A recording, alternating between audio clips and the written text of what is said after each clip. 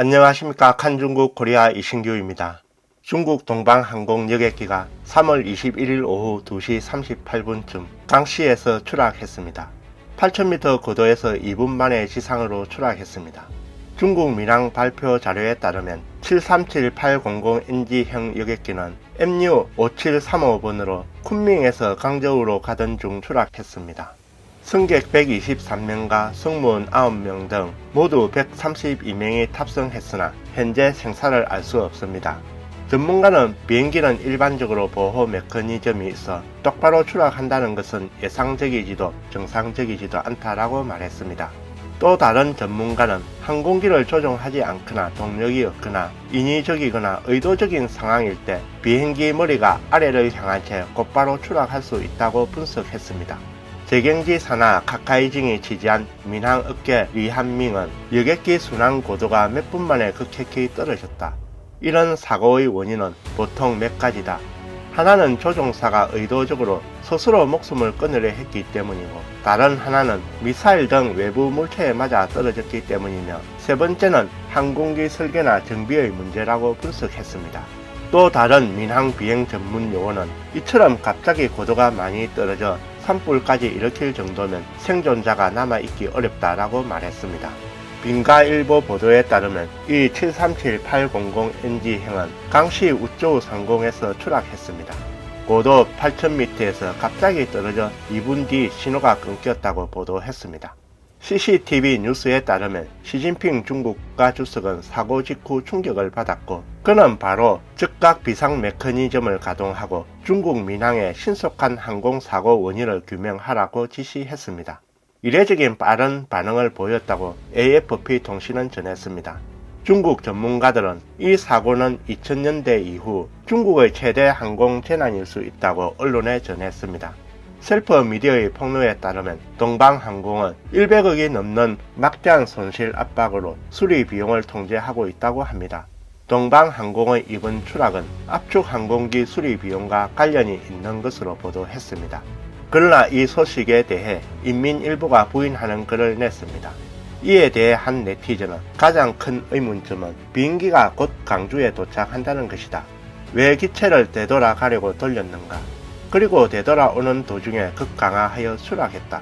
왜 되돌아오려 했는가? 왜? 이것이 중점이다 라는 의문을 제기했습니다.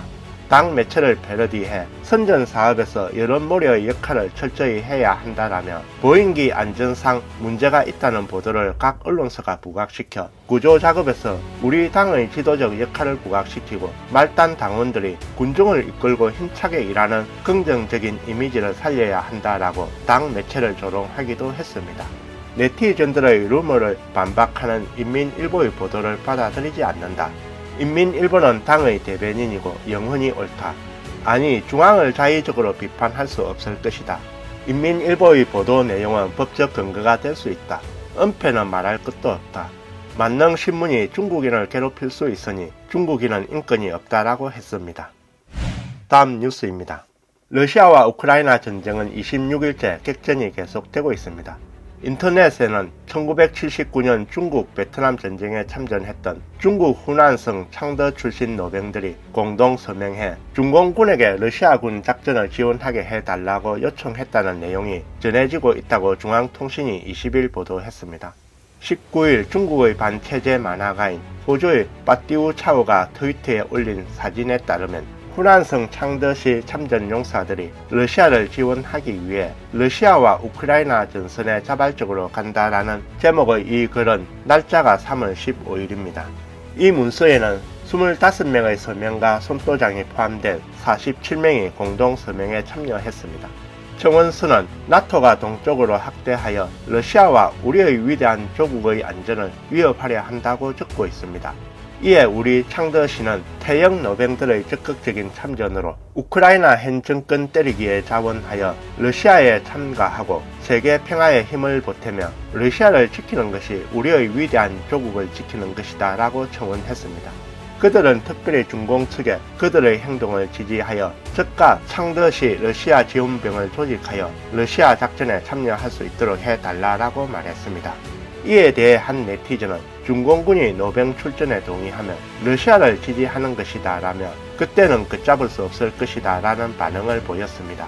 한 네티즌은 오늘 국내 친구들과 대화를 했는데 만일 러시아가 진다면 유럽과 미국이 곧 중국을 겨냥할 것이라고 생각하기 때문에 러시아를 응원하는 것이다.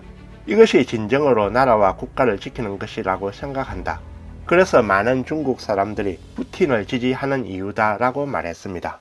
해외 중문 언론은 이번 러시아와 우크라이나 전쟁에서 중공의 선전이 민중들에게 색다른 그림을 만들어줬다고 보도했습니다. 24일 러시아가 우크라이나를 침공한 지 수시간 만에 간영 항구 시보는 우크라이나 병사들이 무기를 내려놓았다는 영상을 공개했습니다. 러시아 국가 통제 매체 RT 방송국이 그 출처입니다. 2월 26일 중국 간영 CCTV는 젤렌스키 우크라이나 대통령이 수도 키예프를 탈출했다고 러시아 매체를 인용해 보도했습니다. CCTV는 웨이보에 관련 해시태그를 생성했으며 이는 전국 160개 언론사에서 5억 1천만 번 조회수를 기록했습니다.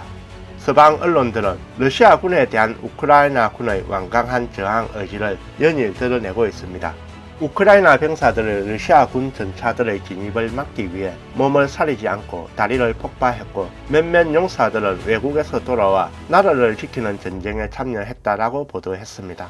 영국의 정보기관 평가와 나토 군 관리들도 우크라이나인의 저항 의지가 러시아군의 전투 진전을 지연시켰다고 밝혔습니다.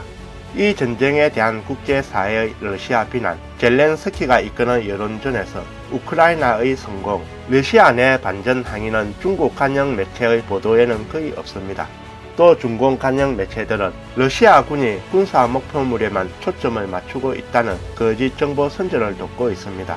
서방 관리들의 러시아가 우크라이나 민간인 지역 타격을 비난하고 있다라는 정보는 외신들의 현장 사진과 맞아떨어지고 있습니다. 뉴욕타임즈는 중국 네티즌들은 세계 대부분의 지역에서 보는 정보와는 사뭇 다른 전쟁을 보고 있다고 보도했습니다. 이 간행은 혼란의 씨앗을 뿌리면서 중국 대중을 진실로부터 멀어지게 하고 있습니다. AP통신은 중공의 집권 수십 년 동안 학교 교과서와 정부가 통제하는 매체를 이용해 민족주의적 불만을 키워왔다고 직언했습니다. 다음 뉴스입니다. 베이징 정부는 최근 몇 년간 논란이 되고 있는 남중국해에 바다를 매립하고 군사 설비를 건설하는 노력을 강화해 국제적 관심을 끌고 있습니다. 지난 20일 미 인도 태평양 사령부 아킬리노 사령관이 해군 초계기 P-8A 포세이돈을 타고 남중국해 난사군도 전초기지 인근을 순찰했습니다. 아킬리노 장군은 중공이 최소 3개의 남중국해 섬을 완전히 군사화했다고 밝혔습니다. 아킬리노 사령관은 AP통신과 인터뷰에서 시진핑 중국 국가주석이 과거 영유권 분쟁 해역의 인공섬을 군사화하지 않겠다고 약속했지만 난사군도의 미제초, 저백초, 영서초 위에는 비탄고와 경납고 레이더 시스템, 기타 군사시설이 구축됐다고 말했습니다. 아킬리노 사령관은 이는 중국의 군사력 강화의 일환으로 인근 모든 국가를 위협하는 공격적인 움직임이라며 우리는 지난 20년 동안 제2차 세계대전 이후 중국의 가장 큰 군사력 증강을 목격했다라고 말했습니다. 그는 이 선들의 기능은 중국의 공격 능력을 본토 해안 너머로까지 확장하고 있다. 중국은 이곳에서 미사일 시스템 외에 전투기와 폭격기까지 파견할 수 있다라며 논란이 되고 있는 남중국해 상공을 비행하는 군용기는 물론 민간기도 이들 중국 인공섬 군사시설의 미사일 공격 범위 안에 들어갈 수 있다라고 말했습니다. 그래서 이 섬들의 군사화를 우려하고 있는 것입니다. 아킬리노 사령관은 인터뷰에서 워싱턴의 주요 목표는 분쟁 지역 내에서 힘으로 전쟁을 방지하고 평화와 안정을 증진하는 것이라고 강조했습니다. 억제에 실패하면 두 번째 임무는 전투에 대비하는 것이라고 말했습니다. 오늘 뉴스는 여기까지입니다. 구독과 좋아요는 격려입니다. 공유는 나눔의 시작입니다. 시청해 주셔서 감사합니다.